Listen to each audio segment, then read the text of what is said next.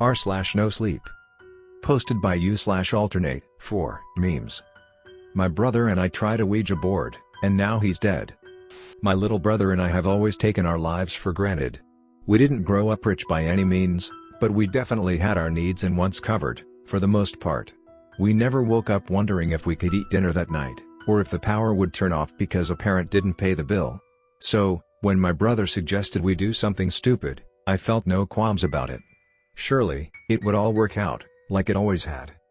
1 month ago, my brother saved up $20 from mowing our front lawn. At ages 14 and 17, we didn't have jobs yet, and brought home a Ouija board. That night, we stayed up and read some instructions online. We ignored the warnings that prefaced each article.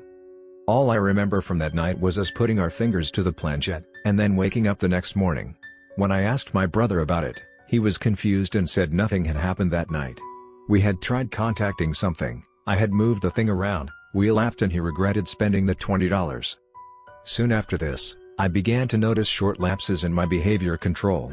It began as me doing small actions without thinking, like punching a wall or snapping my pencil in half during class. Over time, however, my actions became worse, and the lapses became longer and more frequent. I screamed at my brother relentlessly because he played a joke on me. Afterward, I apologized to him, but it was like I was a passenger in my own body. Little did I know how accurate this was.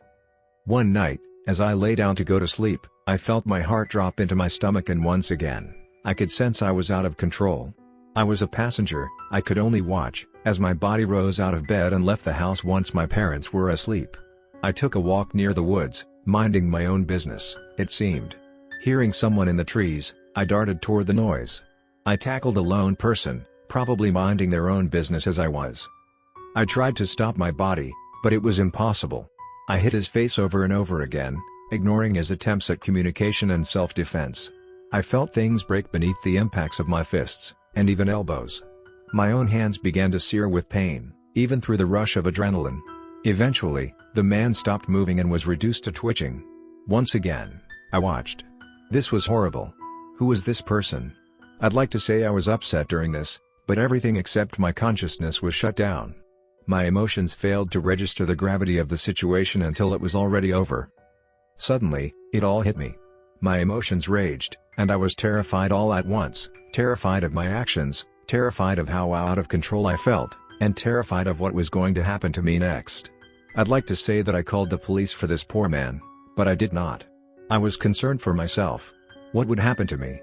Instead, I dragged his body deeper into the woods for the better part of 10 minutes. I only stopped because my strength was gone and I collapsed to begin sobbing.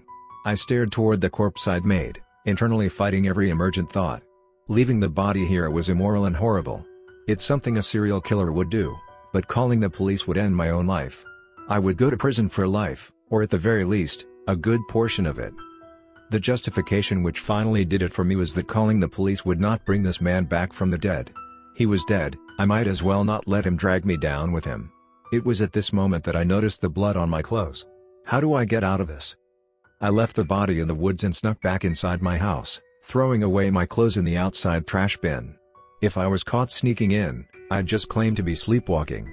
I didn't know if my face was bloody or not, but luckily, that bridge was never meant to be crossed. I got new clothes on, went to the bathroom to see my miraculously clean face, and went to bed, half convinced this was a terrible dream. The next morning, I learned that it was not.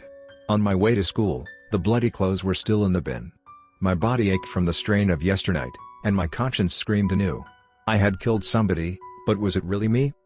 It was at this time that I considered I may be possessed by some demonic entity. I know how crazy it sounds myself, but nothing else made sense. Should I go to a doctor or a priest? I didn't want to tell anybody, but people could tell something was on my mind. I mumbled something meaningless about finals coming up soon. The next time I lost control, I was walking past an elementary school on a Saturday evening, mulling over the things I'd been through recently. My heart dropped, and fear gripped my being, before it dissolved away with the rest of me. Out of respect and disgust of what happened to the lone child at the school, I will not tell what happened to her. I will not tell of what happened to her corpse, either, or where it now lies. It is impossible to describe the pure vitriol I held toward myself in this instant, nor the wails of agony which escaped my throat. It was clear to me now that I was a threat to those around me. How would I solve it? I turned to the only person I could, my brother, who had now recently turned 15. I asked him to talk with me, and I told him I might be possessed by some demonic entity from the Ouija board, and he told me that I couldn't pin my recent behavior on him and his admittedly stupid idea. I couldn't convince him of my earnestness, and he walked away from that conversation more distant than when we had begun, which is saying a lot. Driving my brother to school the next day, I felt my stomach drop once more. I drove a different way than normal, and my brother noticed. Due to our size difference, I was able to intimidate him into staying in the car and shutting his mouth. I drove to the local wood, and at that moment, I began to strangle him. It's amazing how strong a human grip can be, and the beating it can take in the moment of adrenaline. When I regained control of my own body, I had learned anew the definition of agony. I did not turn the car back on. In fact, this is where I sit now, typing this up before neutralizing the threat against all my loved ones, myself. My brother will not have died in a homicide in my parents' eyes. Rather, his brother was going to show him some stupid stunt in his car and screw something up, killing them both. I only wish that I could give the same faux closure to the families of the other two people I'd brutalized. The only reason I take the time to write this is to remind people that warnings and ghost stories exist for a reason. Please, heed them, no matter how silly they seem. Ask for help before things get out of hand, especially if nobody will believe you. It may save your life, and the lives of others. And now I go to join my brother on the other side of this life, whatever that may be. In all likelihood, I'll end up in a different place than him, should divine punishment be legitimate. r/NoSleep. Posted by u/Betty_559. I am a pizza delivery driver. At least I used to be. Not after this. For as long as I can remember, I've had insomnia. I simply couldn't fall asleep as easily as the rest of my family. Because I was always so tired, I was brought to many doctors, but all of them concluded that it was just the way I am. Anyways, this insomnia didn't go away, not even in my almost 20s. That's when I took the job as a pizza delivery driver. I specifically took the night shift, so that I wouldn't be wasting time at home and I could at least help some night owls, like me. The shift was always kind of bland. All the deliveries were in the city, and on the rare occasions I had to go further, it wasn't really a problem, as I actually enjoyed late night drives. Best thing is that there were almost no complaints ever. It was a night just like any other night, and I was about to clock out of work, when we got a last-minute delivery call. 2 large pepperoni pizza. The cook, who was the only coworker I was with that late in the night, quickly prepared them before giving me the address. I didn't recognize the name of the street, so I just assumed that it was a pretty far away location. And I wasn't wrong. I drove for about half an hour on a dirt road before I reached the destination. It was a hospital. Since it was pretty far away from the city, I figured that there was just staff working the night shift and they needed some extra energy. There was something familiar about the place. I parked my car and got out. Almost all of THR lights were off, except for the ground floor lights. I walked on the path leading to the building and knocked. Almost immediately a nurse opened the door. There was something in the smile she had on her face. It was unnaturally wide. I handed her the pizza and she handed me the money. But as I was taking the payment out of her hand, she grasped my arm and pulled me inside. I was so surprised that I didn't really react, just stood there with a blank face. I wanted to get out, but 3 staff members blocked the doors I had came through. In a semicircle around me, about 10 people sat in rocking chairs. All of them had the same unnaturally wide smile. My brain just went numb.